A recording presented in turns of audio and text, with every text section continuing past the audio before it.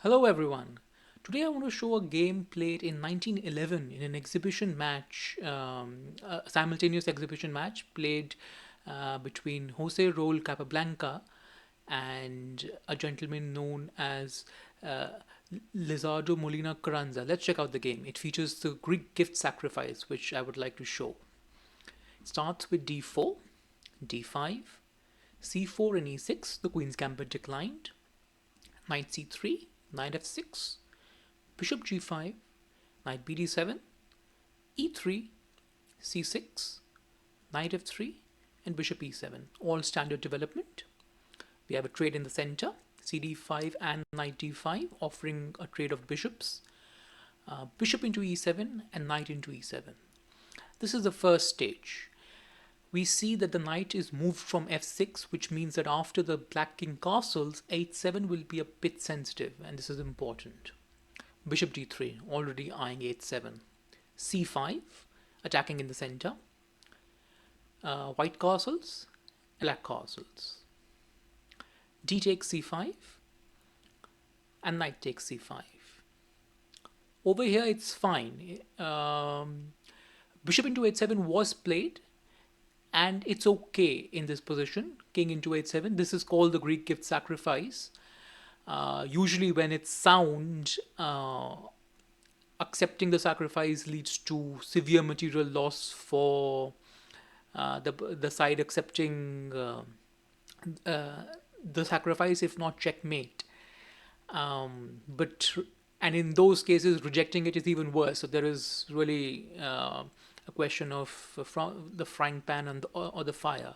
Over here, it's actually balanced. Black is not lost here. King into h7 and knight g5. And it's important to come up the board. King g6 is the correct defense. And this is very counterintuitive. Let's just see, if you go back with king g8, what happens then? Queen h5 comes and you're threatening checkmate on h7. So rook e8 is forced, creating room. And first we capture on f7. Queen into f7 check, just clearing up some pawns. King h8 and queen h5 check. King g8, queen h7 check. King f8. Now we do not have queen h8 and queen into g7 here because there's a knight on e7. So queen h5, threatening checkmate, and king goes to g8. b4, just dislodging the knight, and if the knight is saved, if the knight is defended, let's say knight a6, you go back to try to defend. Knight ce4 is an option. Even rook ad1 was also an option. And you're just bringing more pieces into the attack. And it'll be soon wise. So just clearing the path for the queen to attack the white knight, bringing the knight to a more defensive square. But queen f7 check, king h8, and now rook ad1. The queen has to guard the rook, but the queen is under attack. So queen into g5 and queen into e8. This is going to crush black very soon. So this is what happens if you accept the sacrifice and go back. So after knight g5, king g6 was played, and the follow-up is queen g4. All fine here. f5, the correct response. And queen tucks back to g3. And here it was very important to play f4. What this does is it vacates the f5 square for the knight. And once the knight moves, the queen will attack the knight on g5. The knight on f5 will hit the queen on g3. So e into f4 would be forced, and knight f5, queen h3, rook h8, preventing any infiltration, and queen f3. This would be quite balanced, and black could offer a queen trade with queen d3. This would be fine. But after queen g3, king h6 was played, and this is where things go wrong. Queen h4 check, king g6, and queen h7 check. So we're luring the king up the board, but it's crucial not to capture on g5. King f6 is important because otherwise, if for instance there's a capture, we can even show it. It will be checkmate very soon.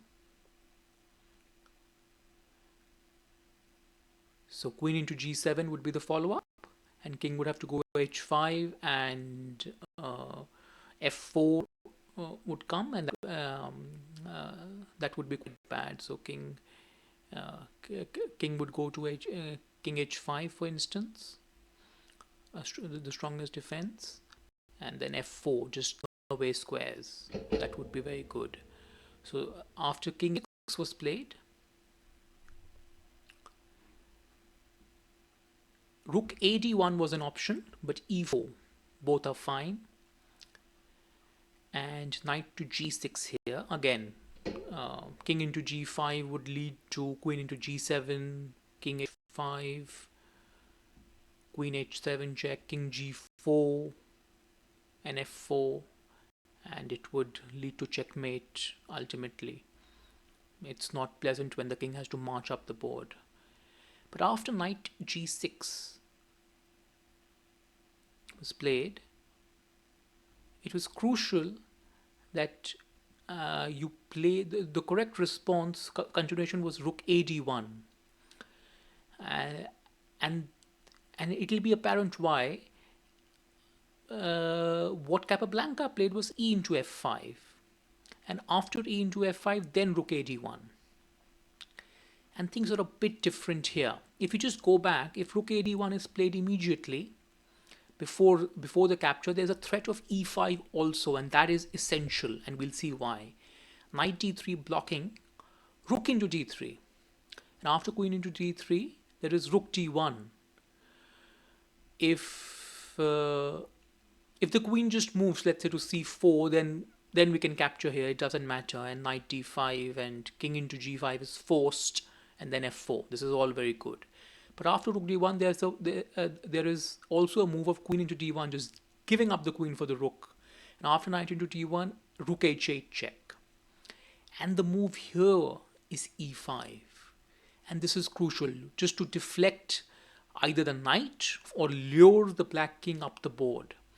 So king g5 and h4. Again, the knight has to is attacking h4, but if it takes, then the rook on h8 would be hanging.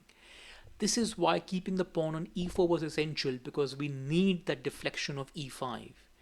But after e into f5 and e into f5 and rook ad1 and knight d3, there is no rook into d3 here, because here after queen into d3, rook d1, and queen into d1 and knight into d1, rook h8, there is no e5 deflection. White is lost here. So after knight d3, queen h3 had to be played. And the correct response, again, this is balanced, and to maintain equality, black had to play knight gf4, and this is quite solid. The d3 knight is cemented. The queen is under attack. Black's queen is not under threat yet. Queen g3 and bishop e6 would be quite balanced. Knight would have to go to h7, king to f7, knight g5, and the king has to come back to f6 to keep an eye on the bishop. We can have a repetition of moves. But knight df4 was played, and this is a bit different.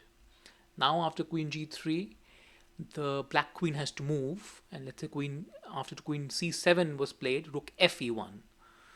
The black king is on f6, and there are two white rooks on the d file and the e file.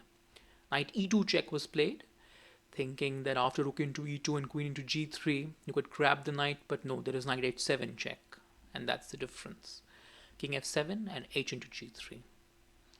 So white is quite happy, and we can see that two pieces for black have not been developed at all.